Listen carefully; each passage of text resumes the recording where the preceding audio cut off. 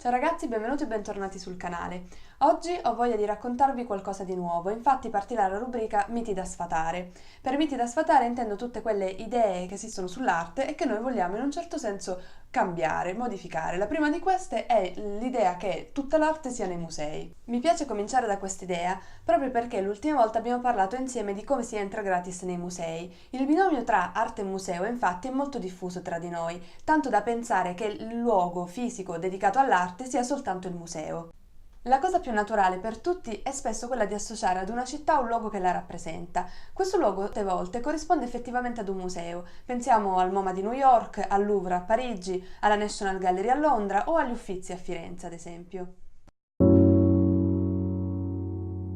Quando viaggiamo siamo spesso portati a visitare almeno un museo per ogni città, spesso il più iconico. Ma l'arte è davvero tutta soltanto nei musei?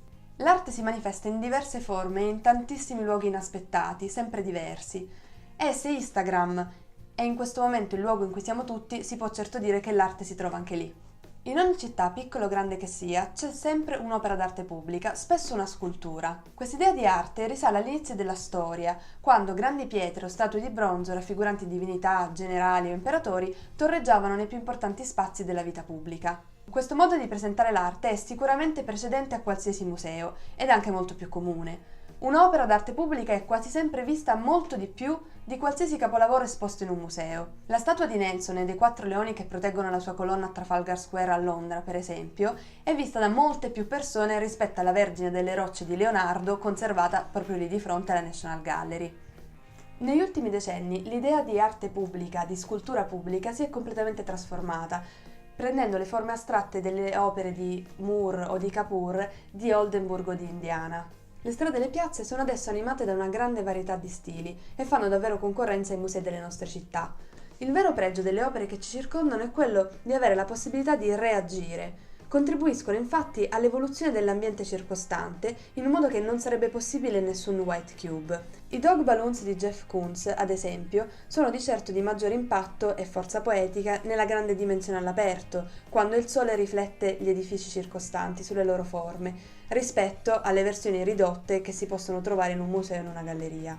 Ma la scultura pubblica non è l'unica forma d'arte al di fuori dei musei. La street art, come indica lo stesso nome, ci circonda ed è sempre più diffusa in moltissime delle nostre grandi città. Ancora più della public art, la street art si confronta con l'ambiente circostante e lo caratterizza. Varia spesso, ha una vita a volte breve e i temi sono solitamente legati alla politica o alla satira. Le opere di street art attirano la nostra attenzione per le strade, tanto che ciò le rende una delle forme d'arte più fotografate al mondo, seconda solo all'architettura.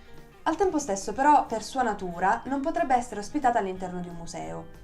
Interi quartieri come Camden a Londra sono ricchi di opere d'arte che si integrano completamente con l'ambiente che le circonda, contribuendo a caratterizzare quel luogo e a farlo ricordare, a me per prima e a tutti noi, proprio per l'atmosfera magica che vi si respira. Ma la street art contribuisce anche a dare una nuova veste a luoghi simbolo della nostra storia, come può essere il Muro di Berlino, lasciando così spazio alla libertà dell'arte di riqualificare quel luogo. Ma vi sono anche altri luoghi della nostra vita comune che ospitano opere d'arte effettivamente non all'aperto ma al chiuso. Questi possono essere le gallerie d'arte, le case d'asta in occasione di una mostra legata appunto all'asta che sta per avvenire, gli archivi d'artista o gli studi d'artista. Non dovete avere timore quando entrate all'interno di questi luoghi. Io per primo ho lavorato per tanti anni in uno studio d'artista ed era davvero piacevole quando si aveva l'occasione di scambiare 2 chiacchiere con giovani che venivano da noi per parlare dell'arte o per parlare anche di altro. Prima fra tutte tra questi luoghi è la galleria privata, che sia che ospiti la mostra di un giovane artista, sia che ospiti la mostra di un grande nome, è comunque un luogo che porta avanti un progetto e ha una missione che va al di là della mostra singola o della vendita dell'opera. La nostra storia dell'arte è stata fatta anche da grandi galleristi, come Paul Durand-Ruel, il primo a scommettere sugli impressionisti e a rendere grande il loro nome oltreoceano. E chi di noi avrebbe perso una mostra degli impressionisti solo per non avere il coraggio, per il timore di entrare nella galleria di Ruel? Quindi, sia che voi siate vestiti bene o meno, sia che stiate in viaggio o in giro per la vostra città, se un'opera d'arte nella vetrina di una galleria vi stuzzica, Entrate e se volete fate anche finta di volerla comprare per chiedere semplicemente il prezzo. Stesso discorso vale per le opere nelle case d'asta durante le esposizioni. Se avete l'occasione andate, perché probabilmente potrebbe essere l'unica occasione in cui vedrete quell'opera di quell'artista che vi piace o che tanto vi interessa, in quanto le opere vanno sempre di mano in mano dei collezionisti e non si sa mai quando ritornerà effettivamente sul mercato. Un altro luogo che ospita l'arte e non è effettivamente un museo è lo studio dell'artista che le ha realizzate, quindi il luogo in cui queste opere d'arte sono nate.